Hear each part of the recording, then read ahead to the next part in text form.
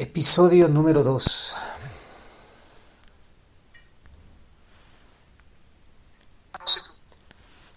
La comunidad sudamericana. Escuchando a los que hablan en nombre de la comunidad sudamericana en Ecuador.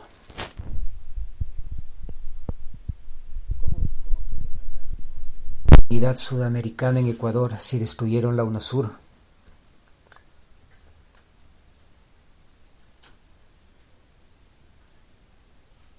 O sea, cómo los políticos en el Ecuador pueden hablar en nombre de Latinoamérica si destruyeron a la UNASUR.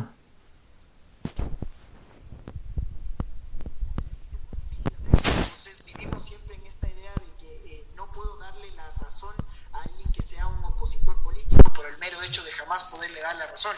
Y la política concebida desde una óptica de juego de suma cero es lo que nos tiene en gran medida en estos niveles de desgobierno, con todos nuestros problemas encima de falta de oportunidades, de desnutrición, de problemas de alcoholismo, de tratas y con todo lo que es el narcotráfico. Claro, Latinoamérica sigue siendo y cada vez más una zona que como kafkianamente se está volviendo mucho más difícil de poder vivir y poder estar, pero no deja de ser esa región privilegiada que lo Kafkianamente. Entonces, Franz creo que Kafka. esto se puede hacer a través Franz Kafka no escribió de el libro, sí. replantearnos el contrato social, porque no podemos seguir viviendo en un marco de Franz tanta Kafka. violencia, en un marco en donde no podamos salir a un parque, en un marco en donde cada vez las oportunidades laborales se vayan reduciendo. Yo creo que hay que recordar y hay que aprender de nuestra historia. No lo vamos a poder hacer si es que no tenemos esta educación, si es que las personas que están llamadas a poder justamente dar esta salida deciden abandonar el barco. Yo he tenido más de un colega que me ha dicho: lo único que quiero es ya cerrar la ánfora y salir de aquí porque aquí no hay posibilidades. Estoy seguro que ese colega va a lograr obtener algo afuera por toda su preparación, por todas sus credenciales, pero mientras tanto los países latinoamericanos siguen aquí y siguen aquí gobernados por quién. Así es que cada quien desde sus trincheras, podemos muchas veces disentir, estoy de acuerdo en eso, Miguel, siempre con esta idea de que todos queremos empujar al barco a salir a buen flote. En este momento muchas economías, muchos países latinoamericanos están en la deriva de si es que fracasan los gobiernos de turno. Yo regreso a ver y vuelvo a pensar en mi país, en el Ecuador, qué es lo que se viene, y lo que se viene puede ser lamentablemente el que regresen otra vez a enquistarse personas que no les interesa en lo absoluto ser demócratas, que no les interesa sino solo enquistarse en el poder. Y si no aprendemos de la historia, si no aprendemos lo que está pasando en otras regiones de esta América Latina, lo que ha sido Cuba, lo que lamentablemente está haciendo Nicaragua, lo que ya es también con muchísima pena Venezuela, y este desgobierno pues que va a tener solo como una repercusión, otra vez datos, son más de 250,000 ecuatorianos que han cruzado ya el Darién por Panamá tratando de llegar al primer mundo, tratando de llegar a los Estados Unidos, con todos los miedos, con todas las conjeturas que esto es, con todas las muertes que se dan en el camino, y siguen creyendo que eso es mejor que creerle a su país, que apostarle a su país. Así es que creo que estamos en un momento de inflexión, absolutamente de acuerdo con todo lo que se ha dicho aquí, pero, y el pero que yo trato de rescatar es señalarlo en un lenguaje positivo, que ojalá sea el de cómo seguir dándole frente, el cómo usted, Miguel, y cómo con los panelistas con quien tengo el honor de poder compartir aquí, el poder seguir aportando en positivo a que se entienda que las personas que creen en una democracia, que creen en un mundo sin corrupción y que creen que sí se puede salir adelante trabajando, sigamos siendo más. De lo contrario, pues el camino seguirá estando echado a quienes creen en el dinero fácil, a quienes creen en que silenciando o pagando a voces disidentes pueden tener mayores cuotas de poder, y eso es algo que no se lo puede tolerar, no se lo puede permitir. Desde las trincheras de cada uno, estimado Miguel, y ojalá estas reflexiones siempre tengan un eco en quienes todavía crean en los países, en quienes crean en sacar adelante a través del trabajo, a través del emprendimiento y a través de la educación. Con esta realidad, Benjamín Fernández, ¿cómo ve las perspectivas para América Latina? Seminario. Dicen América que Latina. un pesimista no es más que un optimista mal informado. Voy a tratar de demostrar algo de confianza en lo que yo creo que puede hacerse. Creo que toda crisis es una oportunidad. Me pareció muy bien la puntualización de Sarmiento. Cuando era presidente, convocó a los grandes empresarios de su país y les dijo: paguen impuestos. para que podamos invertir en educación, porque háganlo al menos por codicia, no por solidaridad, porque si no lo hacen, la brecha entre ustedes pocos que tienen mucho y los muchos que no tienen nada, esa brecha será llenada con la sangre de ustedes. A ustedes se los matará, a ustedes se los secuestrará. Sarmiento con eso convenció a su clase empresarial argentina a invertir, a pagar impuestos, porque uno de nuestros grandes problemas es la tarea de la reconversión de nuestras instituciones en democracia. El Estado latinoamericano está diseñado para robar, no para servir a su mandante. No, que es el los ciudadano. estados latinoamericanos no están diseñados para robar. Los que roban son las personas. De corrupción cotidiana y diaria. La cantidad de dinero que se roba diariamente cada minuto. Hoy es día sábado, donde ustedes extrañan los monólogos. Para que sea transparente, para que sea servicial, para que realmente sí, cierto, hoy es sábado. A los mandatos de su mandante. Entonces tenemos Hunter. un Estado que en realidad no sirve a los propósitos de la democracia y habría que reconvertirlo completamente. Eso significa que tendríamos que ser más drásticos con los que destruyen y corrompen su estructura desde adentro. Tendríamos que ser más implacables, no solo en sanciones de carácter penal, sino también de carácter civil. Alguna vez tendríamos que hacer aquellos que se han hecho de lo público, sean embargados todos sus bienes y rematados en una plaza pública frente a toda la población para que se sepa el castigo que supone el robar la cosa pública. En mi país, el Banco Interamericano, que es el mayor prestador de dinero al Paraguay, y el Banco Mundial dice que se roba el 14% de su presupuesto anual. Y lo dice con un cinismo notable, porque termina llevando al ministro de Hacienda, a quien le informa del robo, como vicepresidente de la entidad en Washington. O sea, siguen prestando dinero a un Estado que se reconoce ladrón. Y yo creo que una de las cuestiones importantes es que el Estado ladrón, el Estado. ¿Qué es un Estado? Bueno, un Estado es una institución jurídica bien grande. A los corruptos y para sacarnos ganas de seguir creyendo en la democracia. Y mucho más en los nuevos conceptos de Estado. Volviéndole más transparente, más responsable y más duro con aquellos que Estados realmente inversores. No hacen lo que debieran. Jorge Ortiz, ¿cómo ve las perspectivas en América Latina? Yo pesimista, lamentablemente no encuentro un motivo para un optimismo. Obviamente uno tiene que decir la esperanza es lo último que se pierde y no debemos perderla y tenemos que seguir mirando adelante.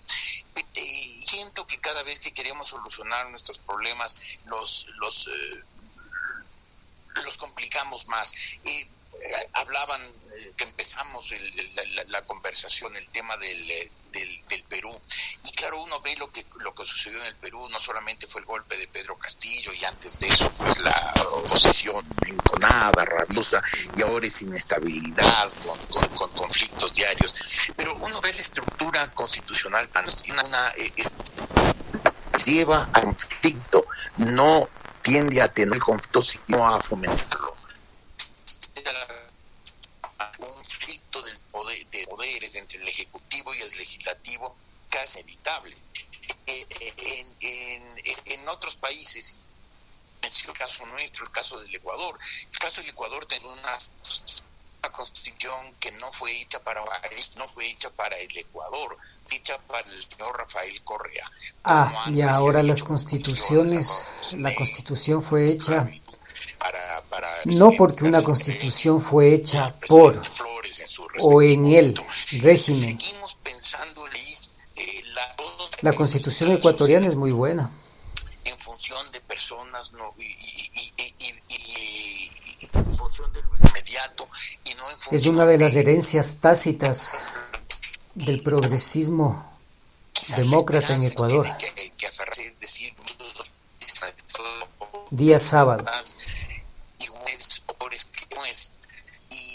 Y han logrado salir a Europa después de las décadas de los 20 y los 30, después de la Segunda Guerra Mundial, pues parecía que el conflicto sería cuestión de tiempo, que Europa estaba llamado a ser un continente constantemente en confrontación y en ebullición, que había demasiadas civilizaciones en choque, hasta que pues eran fronteras siempre inseguras, y sin embargo Europa construyó una democracia duradera, fiable, con armonía, con integración. No, miente este señor. Pero Europa es un conjunto de monarquías que fueron unidos por una moneda en Bruselas. Lo único que le une a Europa es una moneda. Provisionales, transitorios. Todos los presidentes están muertos o presos. Incluso, pues, Alan García, que se metió una bala en la cabeza cuando lo iban a detener, que era un hombre que electrizaba a las multitudes con su oración magnífica. Pues seguimos ahí estancados en lo mismo. Uno ve la Argentina, uno ve el Brasil. El Brasil que Lula da Silva en Brasil, que tiene todas las habilidades de ser una el político más influyente de Sudamérica. Los datos que nos dio hace unos minutos Benjamín sobre lo que sucede, la violencia social de ese país, es como para preguntarse, el no Paraguay. El Paraguay no solamente tuvo ese genocidio, casi genocidio brutal, que fue la guerra de la Triple Alianza, en que prácticamente no hubo sobrevivientes hombres entre los 14 y los 60 años desde una guerra en que se coaligaron. Este es un tuit de gratitud, respeto a, y citan a un usuario de Twitter. Y sin embargo, pues seguimos marchando sobre el propio terreno, seguimos conflictuados, seguimos sin darnos significado por el lado. El Uruguay es así como en Casablanca decían los parejas, siempre le dará país a los sudamericanos, siempre nos quedará el Uruguay como una referencia, pero lo vemos como un país en el que la izquierda no ni admira ni a Fidel Castro y la derecha no. Bueno, vamos a hacer un experimento con Twitter.